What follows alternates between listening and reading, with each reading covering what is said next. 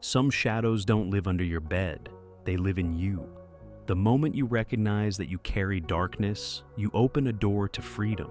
It's easy to see evil in others: corrupt politicians, abusive bosses, manipulative exes. It's harder to look at your own patterns and find threads of the same fabric. Yet the dark personality traits that fascinate psychologists, Machiavellianism, narcissism, psychopathy, aren't exotic monsters reserved for criminals. They're tendencies that show up in ordinary lives. The question isn't whether you have them, it's how you relate to them. The purpose of this video is not to label you, but to hold up a confessional mirror. Because if you never meet your shadow, it will drive. And unacknowledged drivers crash. Imagine Machiavellianism as a chess player. This part of you loves strategy. It watches for weaknesses. It knows how to manipulate pieces to achieve an end. In the extreme, Machiavellianism is cold and calculating. It lies easily. It sees relationships as transactions. But in moderation, this trait can help you plan, negotiate, and execute. It becomes dangerous when strategy replaces empathy. Have you ever withheld information to maintain an advantage? Have you ever told someone what they wanted to hear to get what you wanted? That's Machiavellianism whispering. It can show up in the workplace when you step on a colleague to get ahead. It can show up in family dynamics when you orchestrate conflict to gain sympathy. It can show up in friendships when you keep someone close not out of love, but because they're useful. Recognizing this trait in yourself doesn't make you evil, it makes you aware. With awareness, you can choose honesty over manipulation. You can use your strategic mind to build rather than to exploit. Narcissism is a hunger. It craves attention, admiration, and importance. A little narcissism is natural. Children need attention to survive. Adults need validation to feel seen. But narcissism becomes toxic when your sense of self depends entirely on how others perceive you. Have you ever felt deflated when your social media posts got fewer likes than usual? Have you ever felt personally attacked when someone criticized your work, even constructively? Have you ever dominated a conversation just to feel significant? That's the narcissistic part. It can make you charming and confident. It can also make you oblivious to others' needs. Narcissism shows up at family dinners when you steer every story back to yourself. It shows up at work when you take credit for your team's efforts. It shows up in relationships when you withhold affection until your partner praises you. Narcissism isn't always loud. It can be covert, disguised as humility. You downplay your accomplishments, but secretly believe you are superior. If you see this trait in yourself, don't panic. Acknowledge the need for recognition. Then build a more stable self-image based on values rather than applause. Psychopathy is about numb edges. It is a lack of empathy and remorse. We associate psychopathy with serial killers, but most people with psychopathic traits are not violent. They are emotionally detached. They can be charming and decisive, unburdened by guilt. Have you ever ended a relationship without feeling much? Have you ever used someone's vulnerability against them? Have you ever done something you knew would hurt someone and justified it by saying they deserved it? That's the psychopathic part. It shows up when you ghost someone without explanation. It shows up when you cheat and feel nothing.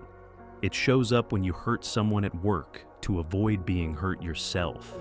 Numbness is not always a sign of evil.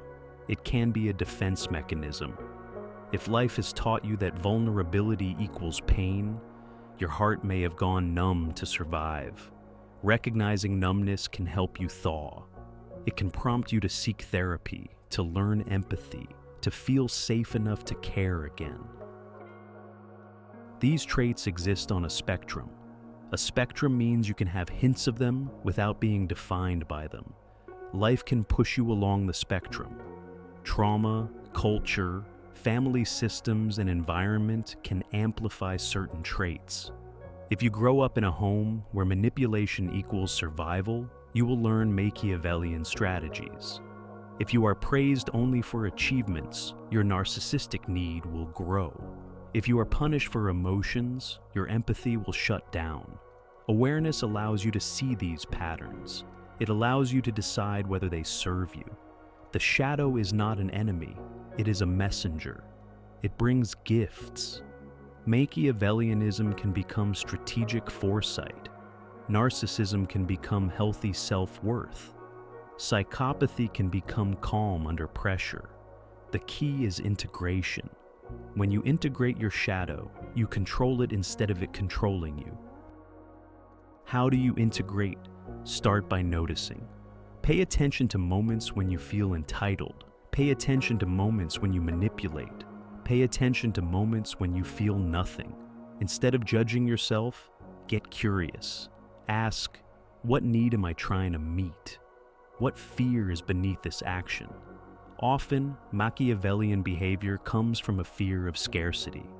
You manipulate because you believe there isn't enough love, respect, or success to go around. Narcissistic behavior can stem from a fear of worthlessness.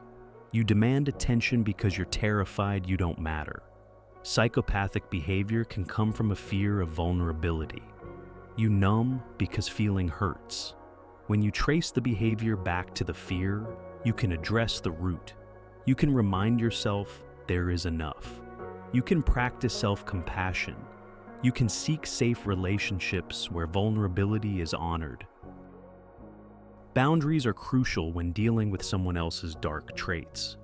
If you have a Machiavellian friend who constantly strategizes, be mindful of what you share. If you have a narcissistic boss, don't expect empathy. Manage your expectations. If you have a psychopathic partner, decide whether their numbness is something you can live with. You cannot fix someone's shadow.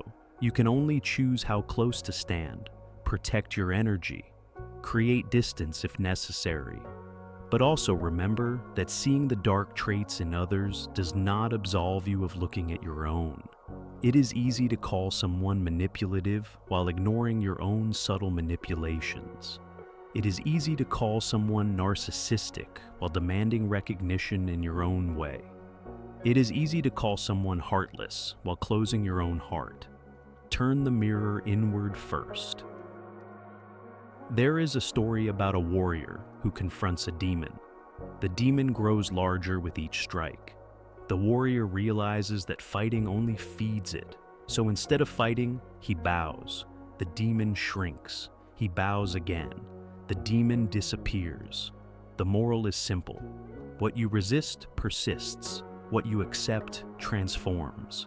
Your dark traits are not eradicated by denial or repression. They shrink when acknowledged and bowed to. Bowing doesn't mean indulging them. It means seeing them without hatred. When you say, "Yes, I see the part of me that loves control. I see the part of me that needs applause. I see the part of me that numbs," you bring them into light. Light removes their power to operate in secret. Choosing light is an intentional act. You will be tempted to manipulate because it's easy. You will be tempted to seek validation because it feels good. You will be tempted to detach because it's safe. Choosing light means sometimes choosing the harder path. It means being honest when lying would benefit you. It means celebrating someone else's success, even if you crave the spotlight. It means staying when you want to bolt, or leaving when you want to avoid discomfort. It means feeling remorse when you hurt someone and making amends. Light doesn't erase your darkness. It illuminates it so you can navigate better. You are not defined by your shadow, but you are responsible for it. You cannot blame your upbringing or your trauma forever. At some point, you decide who you want to be. That decision is revisited daily. Each interaction is a choice. Manipulate or be transparent, demand or appreciate, numb or empathize. These choices accumulate. They shape your character. They determine whether your shadow drives or rides along quietly. Your shadow is powerful.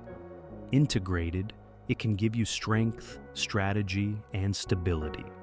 Unchecked, it can wreck your relationships, your reputation, and your self-respect. Power without conscience consumes the wielder first. Conscience without power becomes complacent.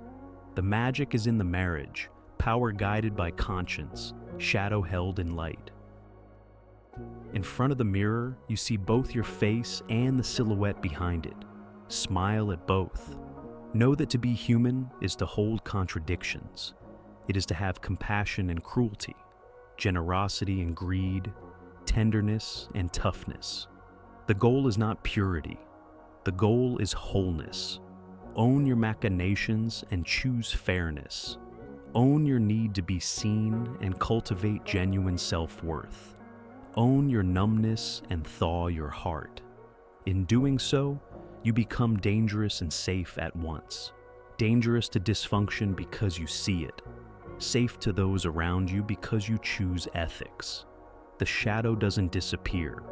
It becomes a trusted advisor instead of a secret saboteur.